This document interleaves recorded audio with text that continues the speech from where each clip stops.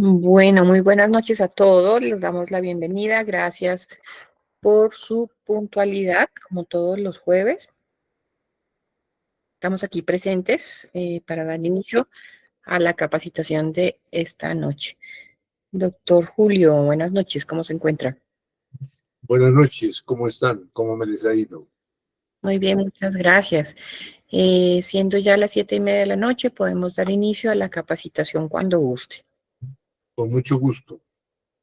Bienvenido y muchas gracias.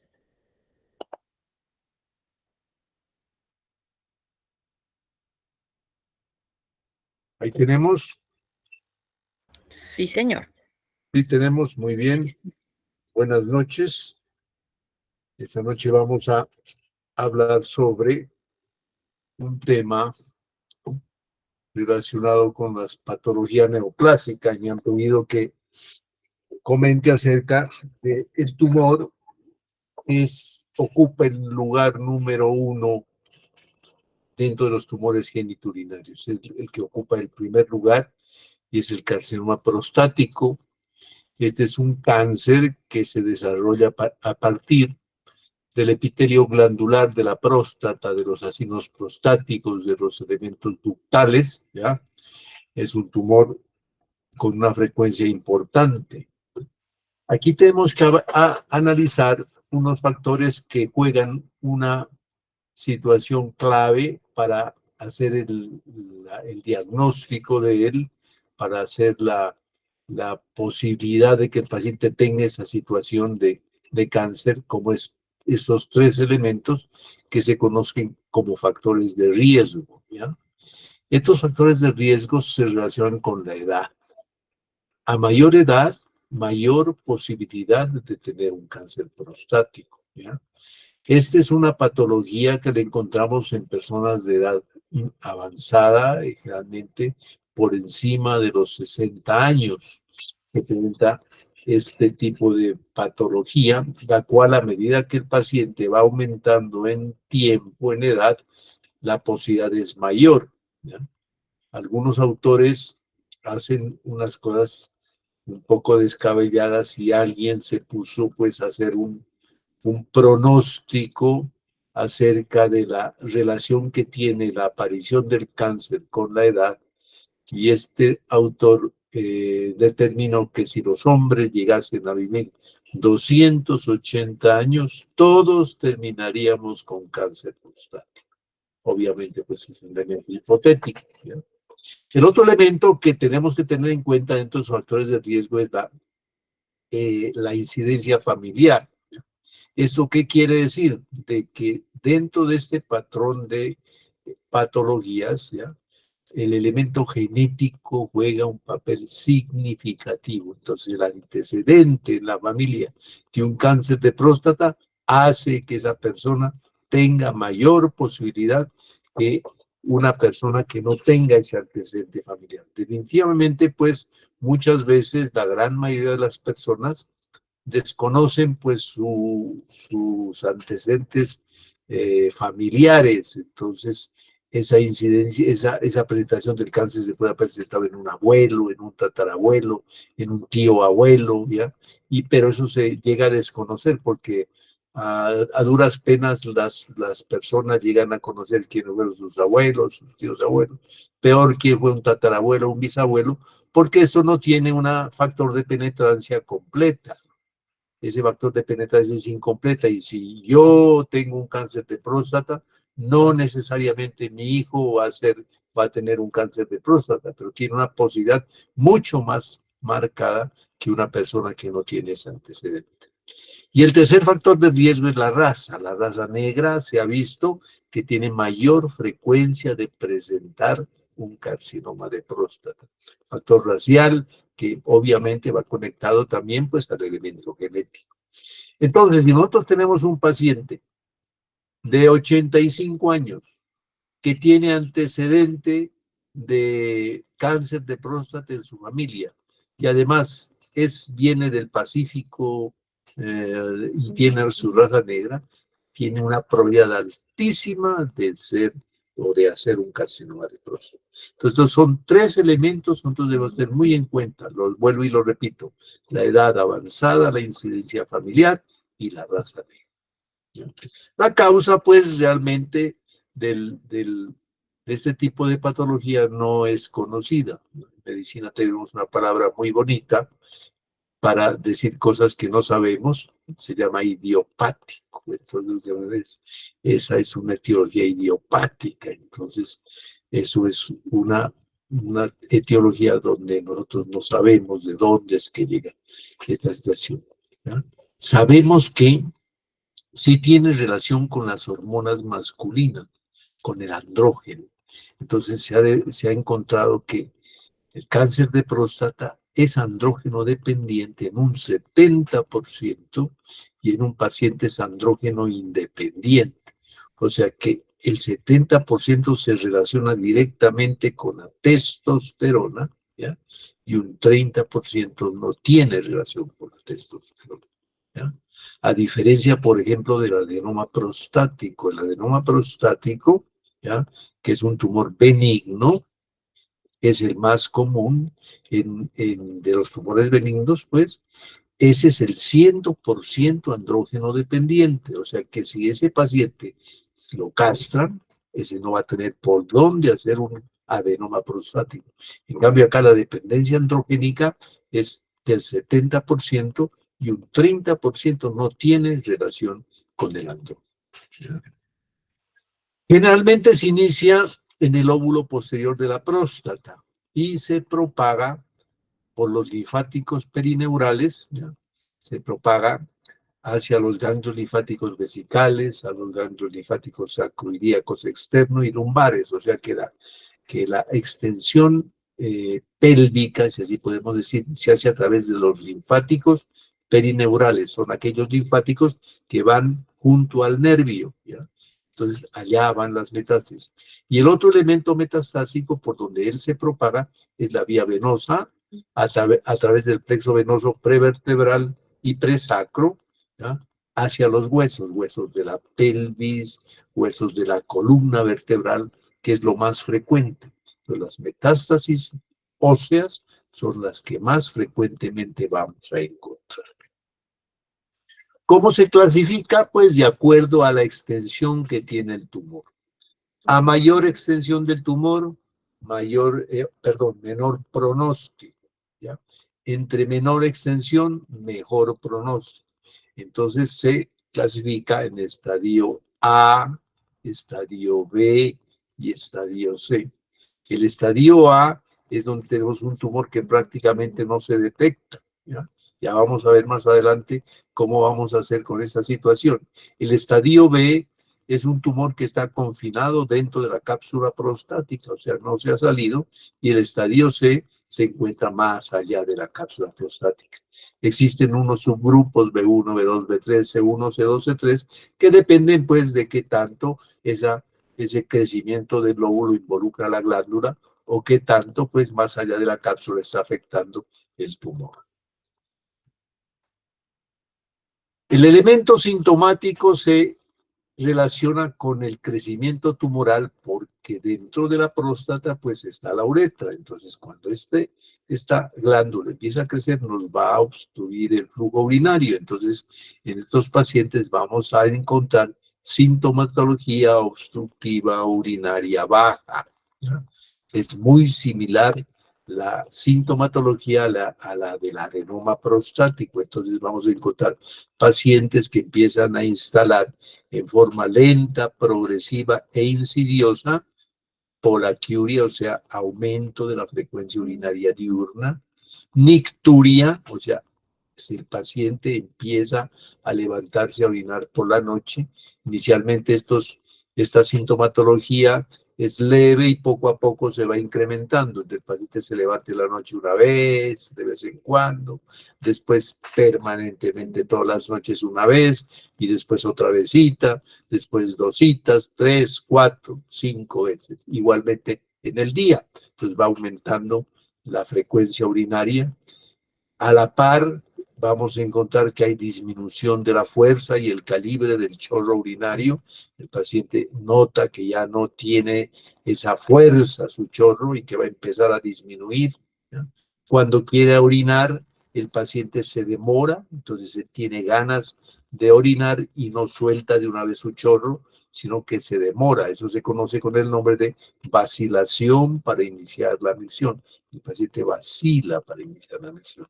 Tiene que hacer esfuerzo miccional, tiene que pujar, ¿no? Y no orina todo de una sola vez. El paciente orina, descansa, vuelve a orinar, descansa, vuelve a orinar. Nuestros campesinos dicen, doctor, yo orino en 3 viajes, yo orino en 2 viajes. O sea que para y sigue, para y sigue. Entonces, esto nos indica de que existe un proceso obstructivo. Este proceso obstructivo puede ser benigno cuando es un adenoma prostático o puede ser maligno cuando es un adenocarcinoma prostático. Cuando este se propaga, pues ya aparece sintomatología dolorosa, ¿ya? Las metástasis óseas son dolorosas, entonces aparecen dolores a nivel de la columna vertebral, lumbalgias, dolores de espalda, dorsalgia, ¿ya? Dolores en los miembros inferiores cuando hay, por ejemplo, metástasis a nivel del fémur, ¿ya? Y entonces, esto es otro elemento que nos puede hacer pensar en esta situación. Otros desarrollan insuficiencia renal. Hay 2 caminos para el desarrollo de la insuficiencia renal. Uno es obstructiva baja, igual que cuando en el adenoma prostático es la patología benigna. Entonces, la obstrucción va a hacer que esa vejiga sea insuficiente y por lo tanto después aparece el reflujo vesiculolateral que produce trastorno y daño y pérdida de la función renal. Y la otra es cuando el tumor invade directamente el piso vesical, el área trigonal, o sea, en el sitio donde los ureteres desembocan y entonces estos se obliteran y entonces ya no pueden evacuar su contenido hacia la vejiga y se empiezan a dilatar y terminan pues perdiendo la función renal en estos pacientes. Si el daño es bilateral, pues el paciente termina en una unidad de diálisis, ¿ya? Porque termina con una insuficiencia renal que prácticamente es irreversible. En el examen físico, el elemento importante, ¿ya?, es el tacto rectal. Entonces, el tacto rectal, nosotros vamos a encontrar, ¿ya?, unos hallazgos que son típicos, donde vamos a encontrar una próstata aumentada de tamaño generalmente, o un nódulo prostático, el cual tiene una calidad que es dura, pétrea, leñosa, ¿ya?, adherida, se parece como si uno palpara carne congelada, lo cual es característico, prácticamente viene a ser casi un signo patognomónico, que con eso se tiene una gran posibilidad, si hace esos hallazgos, de que ese paciente tenga un adenocarcinoma prostático. De ahí la importancia del tacto rectal en este tipo de pacientes. Ayudas diagnósticas, pues tenemos el hemograma, donde los casos avanzados, como en la gran mayoría de los procesos neoplásicos, recordemos que los procesos neoplásicos son crecimientos celulares completamente desordenados que producen aumento marcado del catabolismo celular. Entonces son patologías catabólicas donde el paciente pierde elementos nutricionales porque prácticamente podríamos decir el tumor se come esas nutriciones, entonces no se producen glóbulos rojos y puede aparecer anemia. Eso vamos a encontrar en los casos avanzados.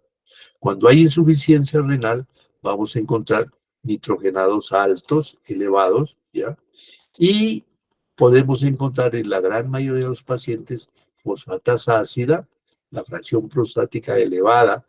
No necesariamente esto nos indica un cáncer de próstata, porque cuando la fosfatasa ácida se eleva, pues se puede encontrar elevada en otros tipos de cáncer, por ejemplo, cáncer de estómago, cáncer de mama, cáncer de páncreas, cáncer pulmonar, no es específica del cáncer prostático.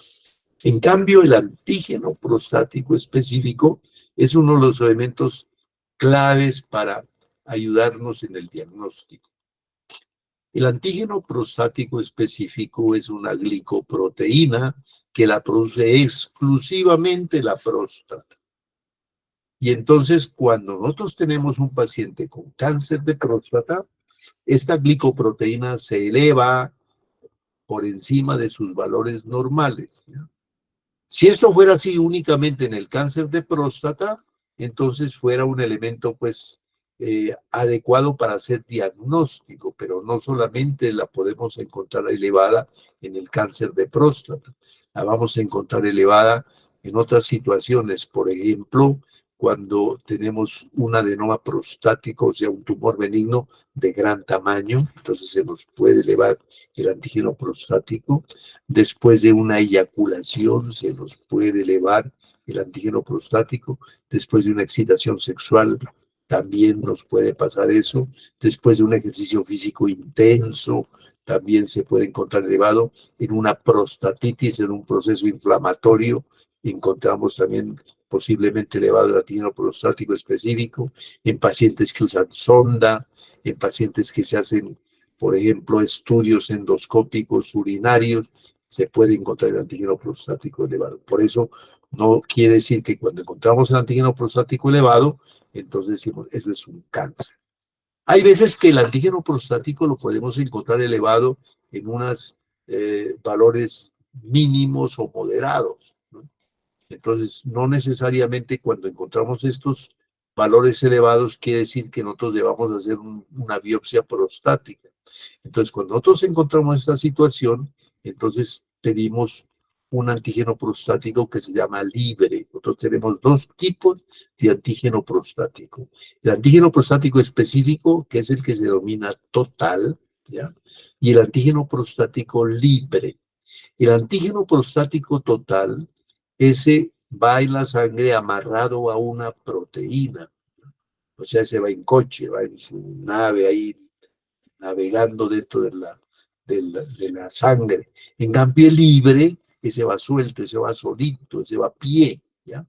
Entonces, cuando nosotros tenemos dudas de si ese valor de antígeno prostático se relaciona con un cáncer, entonces pedimos el antígeno prostático total y el antígeno prostático libre. Y una vez nos dan el resultado, tomamos el antígeno prostático libre y lo dividimos entre el antígeno prostático total, ¿ya? Eso se llama relación antígeno prostático libre sobre total, y eso nos debe dar por encima de 0,15. Si nosotros tenemos valores menores, ¿ya? 0,9, 0,8, 0,7, entre más bajito sea esa relación, mayor posibilidad hay de cáncer. Entonces, en los pacientes, nosotros indicamos una biopsia prostática, que es el elemento para hacer el diagnóstico. Dentro de la imagenología, la ecografía es importante porque nos puede informar acerca del tamaño del tumor, acerca de la extensión del mismo, ¿ya? Cuando existen, por ejemplo, compromisos del piso vesical y de los uréteres, ¿ah? Una ecografía nos puede demostrar la presencia de dilatación o hidroureteronefrosis secundaria. La urografía excretora, que es un estudio radiológico con medio de contraste, nos puede demostrar los diferentes grados de hidroureteronefrosis con retraso de la función renal, ¿ya? Elevación del piso vesical por crecimiento tumoral, ¿ya? Residuos vesicales, ¿ya? y estos son elementos que nos hacen pensar en la posibilidad de un elemento prostático que está creciendo, que está obstruyendo. La tomografía axial computarizada es un estudio más preciso para la extensión tumoral y nos sirve para abordar también si existen o no metástasis en la región pélvica. Y por último, la gamografía ósea total, esa la vamos a necesitar cuando estamos pensando que existe compromiso óseo, entonces nos va a detectar metástasis óseas en los huesos, o sea, en el fémur, en la pelvis, en las vértebras, en las costillas, en el cráneo, ¿ah? Y esto nos va a hacer esa determinación. La instrumentación pues tiene un papel importante, o sea, la endoscopia, la calibración uretral nos sirve para medir el diámetro uretral y descartar una estrechez uretral. Recuerden que la sintomatología es obstructiva urinaria baja. La cistoscopia y la uretroscopia pues nos van a mostrar pues los diferentes cambios que la vejiga muestra durante el proceso obstructivo, y la uretroscopia nos sirve para determinar la calidad obstructiva que ese tumor está produciendo dentro de la uretra prostática. Y con esto nosotros podemos relacionar si en un momento dado este paciente necesita o no un manejo posiblemente quirúrgico para desobstruirlo, como más adelante vamos a explicar. Y el diagnóstico definitivo se hace con biopsia. Las patologías neoplásicas, el diagnóstico final requiere pues el estudio anatomopatológico del órgano, el cual se hace a través de biopsia prostática. Hoy en día se hacen biopsias prostáticas ecoguiadas, utilizando ya la ecografía. Nosotros podemos llegar con agujas en forma puntual a sitios exactos donde queremos tomar las muestras del tumor. Las complicaciones que se presentan dependen pues muchas veces con la extensión del tumor, ¿ya? La insuficiencia renal, ¿ya? Ya hablamos de ella, esos dos elementos que tiene por ser obstructivo urinario bajo o por compromiso del tumor en la desembocadura de los uréteres, edema de miembros inferiores cuando tenemos compromiso linfático, pélvico, fracturas patológicas, cuando hay múltiples metástasis óseas, y la infección urinaria, porque esto se acompaña de un proceso obstructivo. Y todo paciente obstruido es un paciente que tarde o temprano termina infectado, porque se altera uno de los principales mecanismos de defensa que tiene el árbol urinario para evitar la infección, que es un flujo urinario adecuado. El manejo, pues, depende del estadio del cáncer. En los estadios iniciales, o sea, cuando ese cáncer no se ha salido de la cápsula prostática, entonces hace la prostatectomía radical, donde nosotros vamos a sacar completamente toda la próstata con todo cápsula y la sacamos y la extirpamos completamente. Ya en los casos donde el cáncer se encuentra bastante ya avanzado, ya no podemos hacer prostatectomías radicales, que es la mayoría de las veces que encontramos en nuestro medio. Realmente los cánceres que encontramos ya se encuentran ya en situaciones donde la prostatectomía radical no es posible, ¿ya? Entonces nos toca hacer simplemente un manejo que es básico y que se relaciona con la supresión de la testosterona, o sea, supresión androgénica. Esa supresión androgénica la podemos hacer por dos vías, ¿ya? Una vía farmacológica, o sea, utilizando medicamentos, y otra vía que es la vía quirúrgica, o sea, haciendo castración del individuo. Ambas vías producen los mismos elementos finales.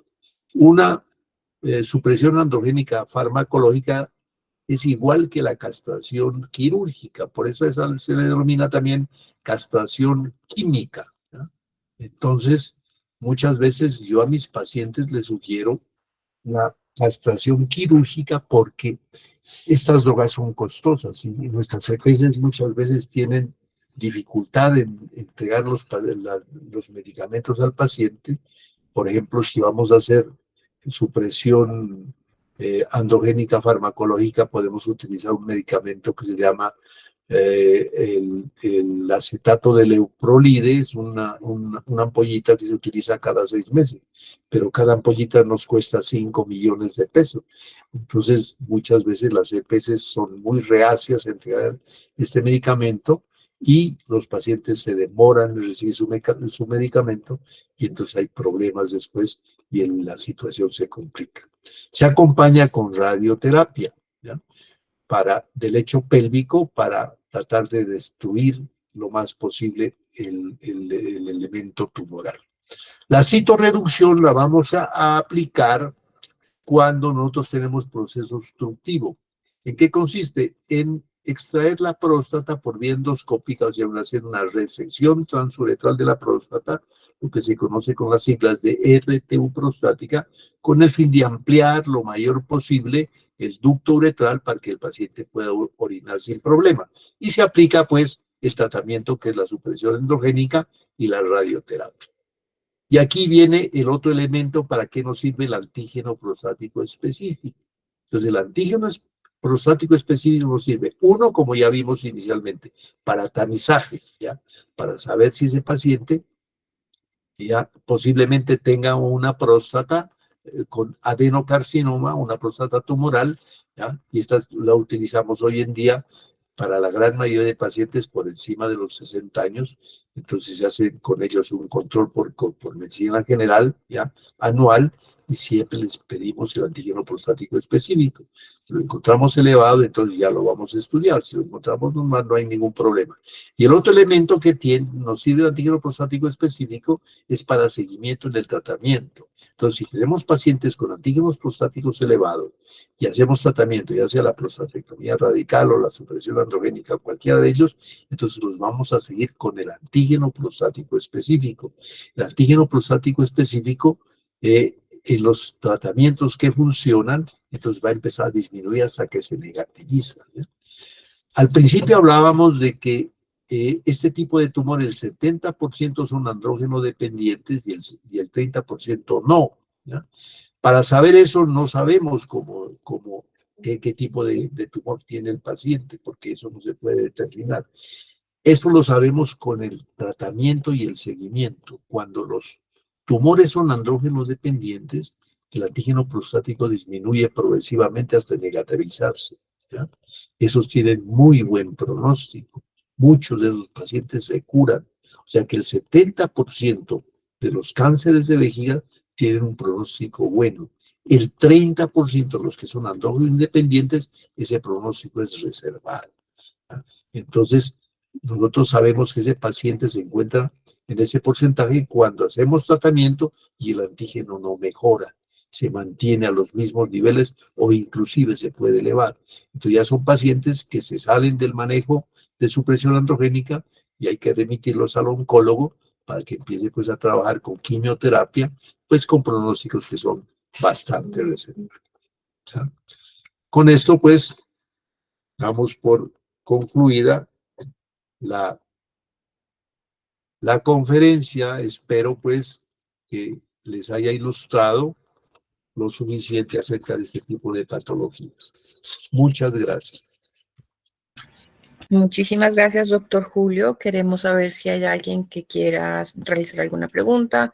Pueden levantar la manito y encender el micrófono para escucharlos.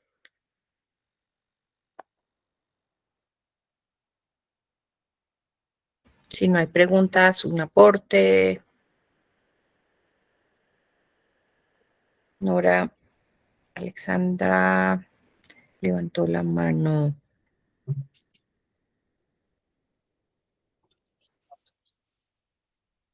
Por ahí hay una manito levantada. Nora, cuéntenos. Levantemos la manito. Bueno, parece que hoy están muy callados, doctor Julio. Hoy parece que no tenemos mano. No hay preguntas, no hay comentarios, aportes. Bueno, doctor, de parte de Talento Humano, queremos darle las gracias por la información. Como siempre, usted muy claro, específico en la información. Y por aquí están diciendo también un comentario, voy a leerlo. Dice Alexandra Enríquez, muchas gracias por la información, muy clara. Gracias, Alexandra. ¿Alguien más? La sugerencia, doctora Emily, cuéntenos. Bueno, buenas noches a todos. Gracias, doctora Liliana. Muchas gracias, doctor Julio, por todo su tiempo, por su disposición para colaborarnos con los temas. Sabemos pues que ustedes como especialistas sacan su tiempo eh, para poder compartir con nosotros todo su conocimiento. Le agradezco muchísimo, es muy importante el tema y feliz noche para todos. Gracias, gracias. Es con mucho gusto que hacemos esto para nuestra familia de la Clínica Fátima, porque realmente somos una familia. Vale, quiero leerle 2 comentarios más, doctor, y a todos ustedes. La doctora Patricia Bucal dice, muchas gracias, importante información. Por ahí vemos de parte de Sarita Vanessa López, aplausos. La doctora Paola Bravo, muchas gracias. La jefe Camila Torres dice, muchas gracias. Bueno, pues gracias a todos por haber asistido el día de hoy, doctor, como siempre, muchas gracias. La doctora María José Ruiz dice, gracias, doc, siempre el mejor. Así es, muchas gracias. Muy bien, gracias. Bueno, feliz noche para todos. No olviden diligenciar la asistencia y la evaluación de la capacitación. Muchas gracias. Gracias a ustedes.